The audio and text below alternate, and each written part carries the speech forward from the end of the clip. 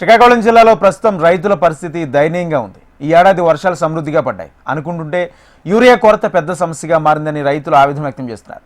స్థానిక వ్యవసాయ కేంద్రం వద్ద యూరియా కోసం పడిగాపులు కాస్తున్నారు. దీనిపై మరింత సమాచారం మా ప్రతినిధి వరప్రసాద్ అందిస్తారు. శ్రీకాకుళం జిల్లాలో యూరియా కొరత వెంటాడుతూనే ఉంది. రైతే రాజు అన్నారు, కానీ ప్రభుత్వం ఇవ్వట్లేదని చెప్పి రైతులు మండిపడుతున్నారు. ఈ నేపథ్యంలో ఈరోజు తెల్లవారుజామున 6 గంటల నుంచి ఇక్కడ రైతులు టోకెన్ల కోసం, యూరియా టోకెన్ల కోసం ఇక్కడ వెయిట్ చేస్తున్నారని తెలుస్తుంది.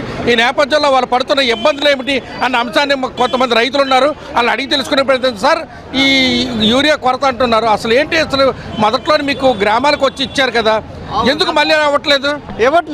మరి ఏమందుకు ఇవ్వట్లేదు అని మాకే తెలుసు సార్. యూరియా అయితే ఇవ్వటం లేదు. రైతు భరోసా కేంద్రాలకు వెళ్ళారా మీరు? వెళ్ళాము. ఏంటన్నారు? 10 బస్తాలు పంచారు, తగ్గిన ఎవరికో వెళ్ళిపోయినాయి, అయిపోయినాయి. అంటే ఎవరు తీసుకెళ్ళిపోయారు? ఎవరు తీసుకెళ్ళి మేము కాపలా అండి. మాకు బస్తా దొరికితే మేము వంతాం, బస్తా దొరకపోతే మేము వెళ్ళిపోతాము. మాకు ఆటి గురించి డెవలప్కి ఏడు చేయని మేము ఉండలేము. మీరు ఎన్ని ఎకరాలు వేసారు? మేము 4 ఎకరాలు వేసాము. ఎంత అవసరం ఉంటుంది? నాకు 8 బస్తాలు అవసరం ఉంటుంది. సరే, మరి అయితే ఇప్పుడు వచ్చారు కదా, మీరు ఇక్కడ ఏం చేశారు? ఇక్కడ వచ్చి 5 గంటలకు వచ్చాను, ఇప్పుడు దాకా ఉన్నాను. 2 ఎకరానికి బస్తా అన్నారు, ఇప్పుడు 4 ఎకరాల బస్తాను 1 బస్తా ఇచ్చారు. తెలిసిన వాళ్ళకల్లా 2 బస్తాలు ఇస్తాను. తెలిసిన వాళ్ళు మాట్లాడుకున్న వాళ్ళకి 2 ఇస్తాను. లేదయ్యా నీకు ఒట్టుకెళ్తావు అంటాను. సార్ చెప్పండి సార్, అసలు ఏంటి? ఎకరాకి ఎంత ఖర్చు అవుతున్నది? మీరు ఎక్కడి నుంచి ఇబ్బంది అవుతున్నది? అసలు ఏంటి పరిస్థితి? ఎందుకంటే కూటమి ప్రభుత్వం కానీ, మంత్రులు కానీ, మేము కలెక్టర్ గారు కూడా ఒక టోల్ ఫ్రీ నెంబర్ పెట్టాము, ఎవరికి యూరియా దొరకకపోయినా సరే మాకు ఫోన్ చేయండి, మేము ఇస్తామని చెప్తాను. దీనిపై మీరు ఏమనుకుంటున్నారు? ఏంటంటే గవర్నమెంట్ ముఖ్యమంత్రి చంద్రబాబు నాయుడు గారు, పవన్ కళ్యాణ్ గారికి నమస్కారం చేసుకుంటున్నాం. టైంకి గుండందిస్తే, ఎరువులు ఇస్తే, వ్యవసాయం పండితే ఆ ధాన్యంతో బతకడానికి మాకు బాగుంటుంది. కాబట్టి అందినట్లు చూడాలని గుండ కోసమే పోరాడుతున్నారు. ఇక్కడ వచ్చి జనాలు 5 గంటల నుండి 6 గంటల నుండి ఉంటారు. అదే సచివాలయంలో ఇచ్చేటప్పుడు బంగారులాగా ఉండేది. గత ప్రభుత్వంలో సచివాలయం దగ్గర తీసుకునే వాళ్ళం, బాగుండేది, టైంకి అందేది, టైంకి వేసుకునే వాళ్ళము. ఇప్పుడు అడిగితే ఏంటంటారు, రేట్ అంటే ఎకరాకి 1/2 బస్తా ఇస్తామంటారు. అది ఇక్కడ డిమాండ్ అయ్యింది అనుకోండి, 4 ఎకరాలు పట్టుకొని రాయండి, భూములు బుక్లు చూపించండి అంటారు. బుక్లు సాగు చేసుకున్న వాళ్ళు రైతులు బుక్లు, పాస్బుక్లు ఎవరు ఓనర్స్, కౌలు చేసిన వాళ్ళకి అంటే గుండ దొరకడం లేదు. అందుకు మాకు ఇబ్బందిగా ఉంది. ఇక్కడ ఎంత రేటు, బయట ఎంత రేటు? బయట ఎంత రేట్ అంటే 1000 రూపాయలు ఇచ్చుకుంటానండి. యూరియా అదే గులుకులు ప్యాకెట్ ఒకటి ఇస్తారు, వాటితో పాటు యూరియా ఒకటి ఇస్తే 1000 రూపాయలు తీసుకుంటారు బయట. మామూలుగా సబ్సిడీ ఎక్కడైతే 280 రూపాయల లెక్క తీసుకోవాలి, అది 280 రూపాయలు అటు రేటు. 1000 రూపాయలు ఇచ్చి గిలుకుల ప్యాకెట్ తీసుకుంటే అది ఇస్తామని రకంగా బయట మార్కెట్లో దొరుకుతుంది అలా కొనుక్కుంటే. అదైనా ఎంతో లైన్గా ఉండి డిమాండ్గా ఉంటే దొరుకుతుంది. మీరు ఏ ఊరు నుంచి వచ్చారు? ఎన్ని గంటల నుంచి వచ్చారు? 7 గంటలకు వచ్చామండి. ధర్మవరం నుండి వచ్చాము. 2 ఎకరాలకు 1 బస్తా ఇస్తాం అంటారు. ఏం సరిపోద్ది సార్ చెప్పండి? మరి అందుకే కరువు, రైతులల్లో కరువు పడితే ఉంటాను. అరకట్టిస్తారు 2 ఎకరాలకి. ఏం ఎరువు వేస్తామండి? మాకు 25,000 అయిందండి ఎకరా ఖర్చు.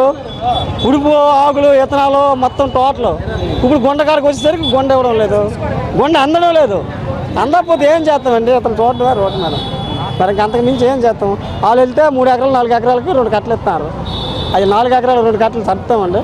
సర్దగలం, సర్దలేం కదా. అదే మరి అంతకు మించి చేయలేం. సార్ చెప్పండి, మీరు ఎన్ని ఎకరాల రైతు, ఏంటి పరిస్థితి అసలు? గవర్నమెంట్ నుంచి వచ్చాము. గడిచిన 5-6 రోజులు బట్టి తిరుగుతూనే ఉన్నాము. ఒక రోజు కూడా బ్యాగ్ అయిపోవట్లేదు.